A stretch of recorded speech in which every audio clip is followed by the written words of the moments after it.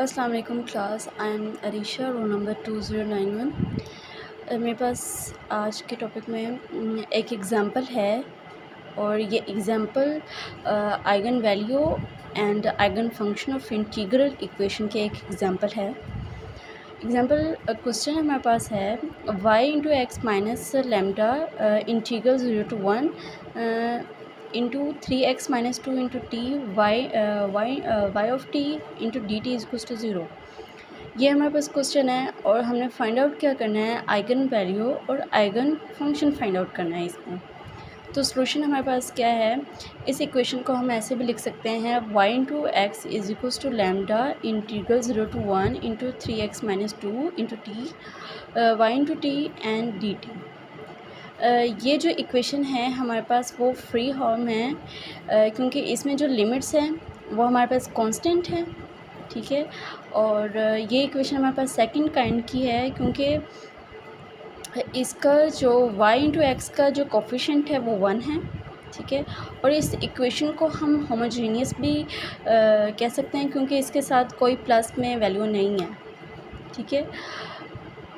Okay, अब ये जो आइगन वैल्यू और आइगन फंक्शन हमारे पास क्या है, ये टॉपिक के शुरू में बताया गया होगा कि आइगन वैल्यू हमारे पास लैम्डा है, लैम्डा, और जो आइगन फंक्शन है उसके कोरस्पॉन्डिंग जो आता है वाई की वैल्यू, उसको हम आइगन फंक्शन कहते हैं, ठीक है। तो ये दो चीज़ें हमने फाइंड आउट करनी है। अब वाई इंटू एक्स, इसको हम वाई भी लिख सकते हैं। तो y is equals to lambda 3x minus 2, मतलब जो जिसके साथ t नहीं है कांस्टेंट वैल्यू को हम उसको बाहर ले आएंगे, लैम्डा एंड 3x माइनस 2, उसको इंटीग्रल से बाहर ले आएंगे। तो हमारे पास क्या है, integral 0 to 1 t into y of t into d t.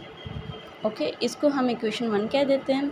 अब लेट करते हैं कि हमारे पास ये वाली जो टर्म है इसको हम सी लेट कर लेते हैं, ठीक है।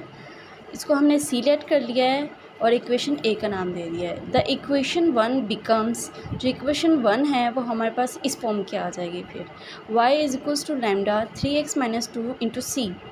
ओके, अब y को हम y ऑफ एक्स को y लिखा था तो हम y को y ऑफ एक्स दोबारा लिख सकते हैं।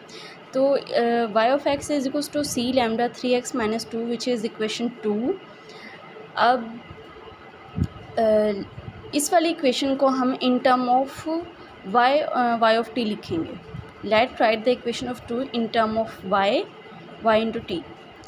y इंटू टी लिखेंगे तो जहाँ जहाँ पे हमारे पास x है वहाँ पे हम t पुट कर देंगे। अब ये y ऑफ x था तो y of t is equals to c lambda t of x था, तो t of t 3 of t minus 2। Okay, आगे जो put above equation in A, अब y ऑफ टी हमारे पास आ गया है और इक्वेशन ए में हमें y ऑफ टी ही चाहिए था, तो y ऑफ टी की वैल्यू हम इक्वेशन ए में पुट कर देंगे। इक्वेशन ए में जब हमने पुट की तो ये हमारे पास आ गए c is equals to integral 0 to 1 t into y of t की वैल्यू पुट की है यहाँ पे हमने, c into lambda into 3t minus 2 into d t.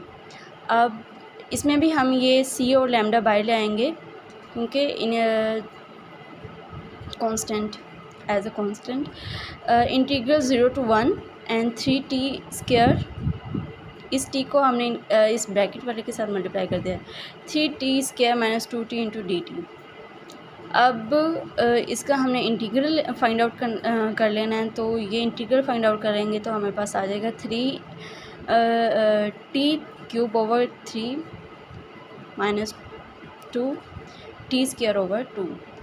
अब इसमें हम ये लिमिट्स पुट करेंगे 0 and 1, c is equals to c lambda 1 minus 1, ये इससे कट हो जाएगा और ये वाली चीज़ इससे कट हो जाएगी।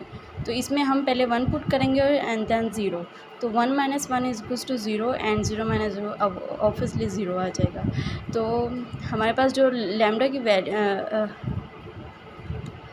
Lambda c is equals to c lambda into 0, then it become also 0, then c हमारे पास क्या आएगा, ज़ीरो के इक्वल आएगा। अब इस सी को हमने पुट कर देना है इन अब इससे क्या हमें पता चलता है कि हमारे पास there is no eigen value because lambda जो है वो फिनिश हो चुका है, इनमें ज़ीरो हो गया है, ठीक है। There is no lambda so there is no eigen value. अब जो सी की वैल्यू आई है उसको हम इक्वेशन 2 में पुट करेंगे, सी की वैल्यू को ज़ीरो पुट करेंगे तो y ऑफ 2 में सी की वैल्यू को ज़ीरो पुट करेंगे तो y ऑफ x भी हमारे पास क्या आएगा, ज़ीरो। तो इसका क्या मतलब है कि हमारे पास also there is no eigen function, ठीक है।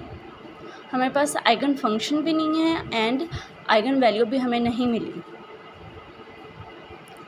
तो हाँ, ये कह सकते हैं कि इसका सलूशन आइगन फंक्शन में नहीं है, मतलब y ऑफ x ज़ीरो है लेकिन it's not a eigen function, hence जो eigen value there is no solution, not possible, and eigen function in this example there is also not possible, no solution.